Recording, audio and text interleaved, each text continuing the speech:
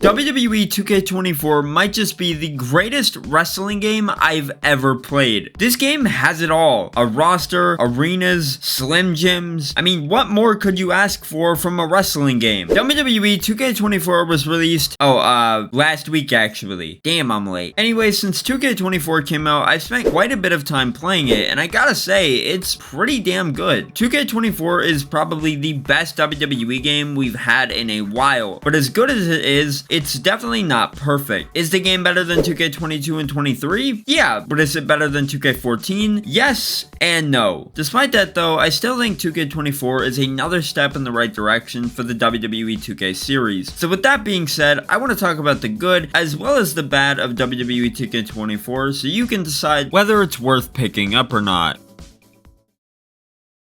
Starting with the gameplay of 2K24 is almost identical to 2K23 and even 22. However, there have been some pretty great quality of life changes made that help 2K24 feel a lot more different when compared to 23 and 22. The biggest improvement to the gameplay has to be the new Trading Blows minigame. This minigame makes matches way more interesting and really adds to the fun. All it is at the end of the day is a really simple button pressing minigame, but it works really well and it's a welcome addition to the game. Along with Trading Blows, you're also able to throw weapons now, and it's just as fun as you can imagine. You can throw everything from chairs, ladders, to even the steel steps, or even a Slim Jim if you feel like it. There's nothing more fun than being a special referee and throwing a Slim Jim at the head of one of the competitors in the match. Honestly, I think I'd say that 2K24 might be as good as 2K14 when it comes to the gameplay. If you want that fast-paced, arcade-style gameplay, you can get that from 2K24. Granted, you may have to adjust your sliders a bit as well as turn on infinite stamina, but once you do that, 2K24's gameplay will speed up drastically. Not only does 2K24 do the arcade style gameplay well, but in my opinion, it really nails the simulation style gameplay as well. The biggest improvement to the simulation style gameplay has to be the addition of new tired moves. When you're out of stamina and hit a finisher or a signature, you'll end up collapsing onto the floor, which is just awesome. This makes matches feel a lot more real and makes them more fun overall. This game just gives you a lot of freedom, especially in Extreme Rules matches. This game really brings back a lot of the freedom that you had in games like 2K14 or 2K15 on last gen. Just look at some of the things I did in this match against The Undertaker. The arena felt like one big sandbox where I could do anything I wanted. I could do a dive off a ladder set up on the stage to The Undertaker, who is lying on a table off the stage. I also did a triple threat with AJ Styles, RVD, and Seth Rollins, and by the end of the match, it looked like an absolute bloodbath. This is by far the most fun I've had playing a wrestling game since I had to replay 2K14 2 weeks ago for the video I made on it, which you should check out by the way. Along with Trading Blows, there have also been other quality of life improvements made to the game, such as being able to climb on top of announce tables, blood actually dripping onto the ring mat and outside of the ring, and even having the ability to have the camera face the ramp to make the game look more like Here Comes the Pain. While these may not be massive changes, they're just little improvements and changes that make the game feel a lot better in my opinion. The presentation has also been improved this year with new camera angles during entrances as well as more camera flashes during big moves. Both of these things, while small, are nice quality of life improvements that really make the presentation feel more authentic. Another thing is that visually this game looks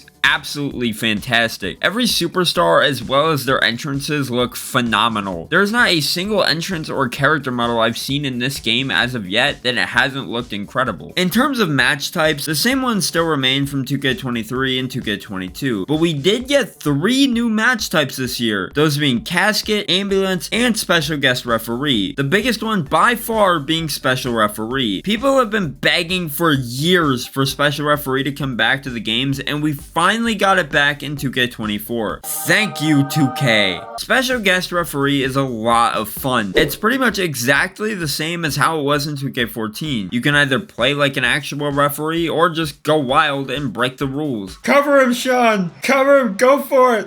1, 2, 3! It's over! You want to screw someone over? Go for it. Throw a Slim Jim at one of the competitors? You're the referee. Who's gonna stop you? As I mentioned earlier, along with special referee, the casket and ambulance matches have also been added as playable game modes. They play pretty much the exact same, which might be a negative for some, but I mean the ambulance and casket match being in the game is good enough for me. Despite them playing relatively similar to each other though, they're both really fun in their own right. Overall, the gameplay of 2K24 is pretty great, and with all the quality of life improvements made this year, it feels like a pretty solid improvement over 23 and 22. If you skip 23 because of it looking too similar to 2K22, I really think you'll enjoy 24 because the gameplay is way different.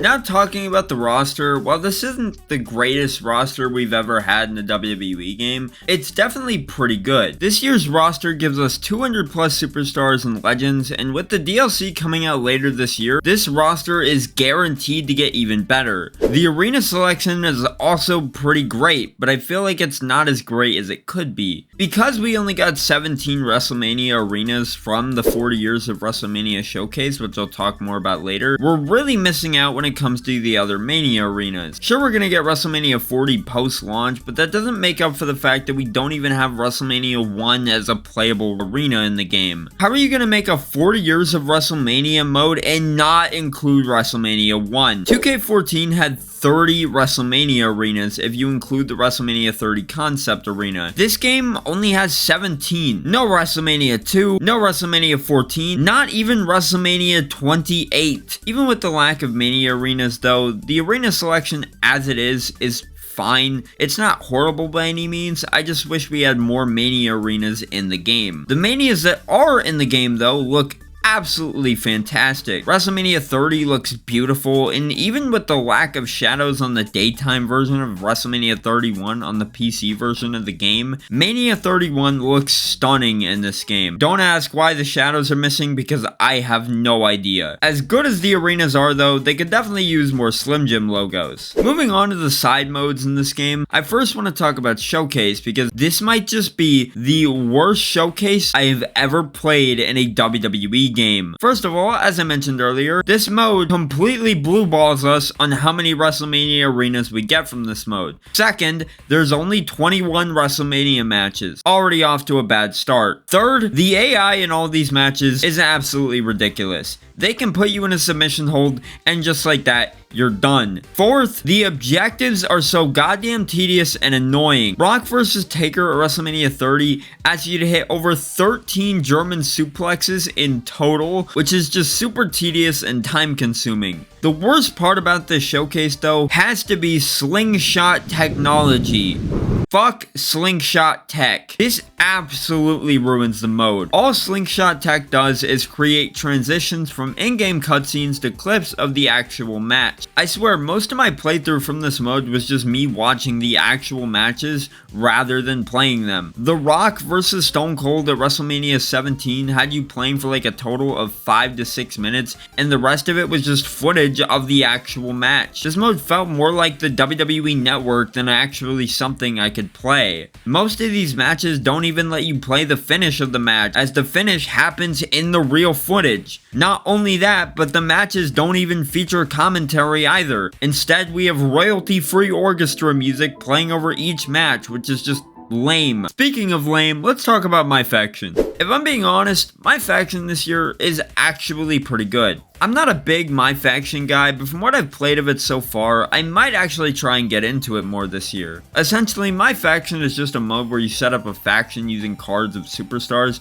compete in weekly towers, and unlock more and more shit to upgrade your faction. Now don't get me wrong, My Faction is still not perfect, there's still microtransactions, but there have been a lot of improvements made to the mode to make it more enjoyable this year. The biggest improvement to My Faction is the addition of Persona cards, which are cards that once unlocked, allow you to use whatever character the card is for outside of My Faction, which is something people have been asking for since 2K22. Honestly, there's not much else I can really say about My Faction, as like I said, I'm not really a big My Faction guy. Something I can talk about though is My Ride. Oh yeah, that's right. Yeah, because 2K decided to enlist 2 of the DLCs from Steam last week, I lost all my Rise progress. All you need to know though is that my Rise is pretty similar to 23's and 22's my Rise, but actually has more intriguing stories this year for both the men's my Rise and the women's my Rise. I will be streaming my playthrough of the men's my Rise over the course of the next few days, so make sure you subscribe so you don't miss out on that. In conclusion, 2K24 is almost perfect, and I mostly blame that on the showcase. If showcase had just been a little better, this game would have been 100% perfect in my opinion. Besides showcase though, the rest of the game is absolutely fantastic. There's still so much I didn't talk about, such as an updated creation suite, as well as the addition of create a sign. On top of all that, my GM and universe mode have also been slightly improved this year, which is great to see. This game is so much content and it's just a lot of fun to play. I mean, you can even play as the action figures of John Cena and Cody Rhodes, which is pretty fucking awesome. I will say though that this game really makes me want to give Slim Jims a try. Did Slim Jim write this damn script or something?